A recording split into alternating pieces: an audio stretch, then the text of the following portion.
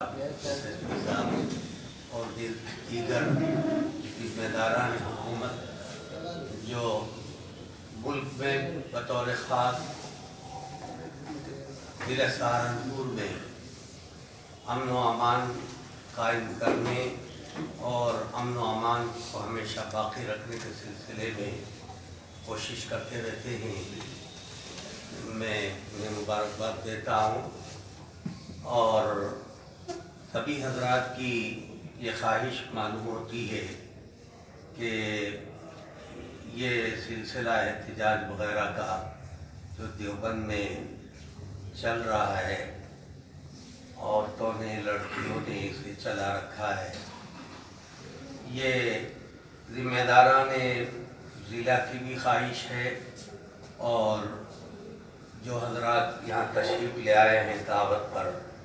ان کی بھی خواہش ہے کہ امن و امان قائم ہونا چاہیے۔ یہ سلسلہ چاہے عارضی ہی طور پر صحیح رک جانا چاہیے، اور اگر جیسے ڈیم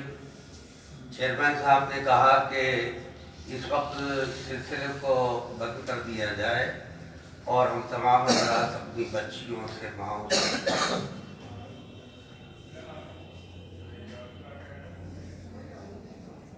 درخواست کریں کہ تمہارے جذبے کی ہم سلام کرتے ہیں، قدر کرتے ہیں،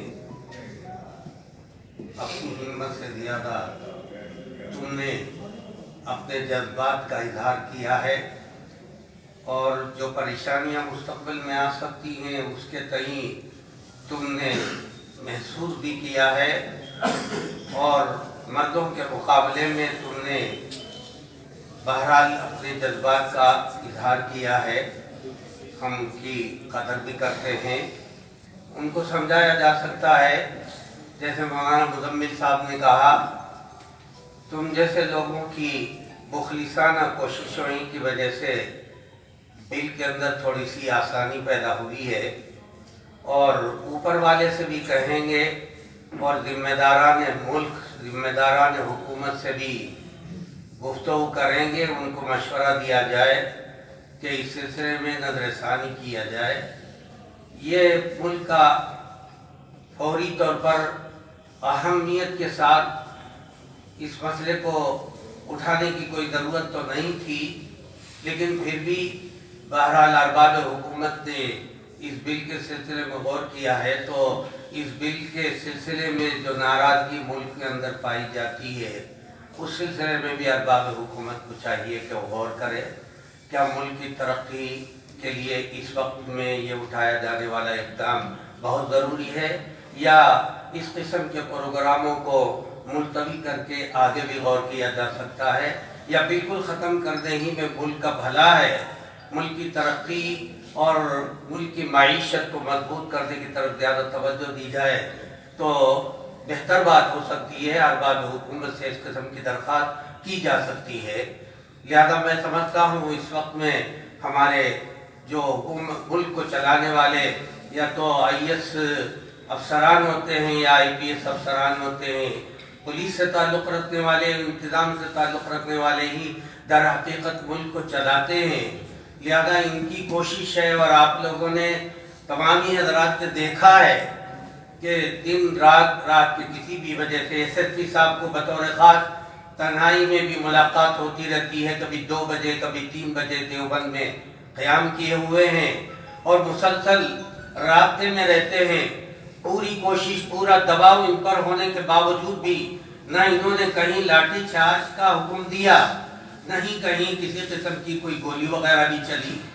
اور یہ بہرحال ان کی کوششیں اور DM صاحب کی کوششیں باہمی مشورت سے جو بھی ہیں، پورے ضلع میں امن و امان باقی رہا ہے۔ لہذا ہمارا مذہب بھی ہم سے یہ کہتا ہے، بلکہ اسلام جو لفظ ہے اس کا معنی ہی امن و امان ہے، سلامتی ہے۔ لہذا ہمارا دین اور ہمارا مذہب دنیا میں آیا، ہمارے پیغمبر اس مذہب کو لے کر آئے تو دنیا میں امن و امان اور سلامتی کو باقی رکھنے کے لیے آپ حضرات نے سنا ہوگا کہ ہمارے پیغمبر مکے میں رہنے نہیں دیا گیا، مکے سے نکل کر مدینے میں آئے۔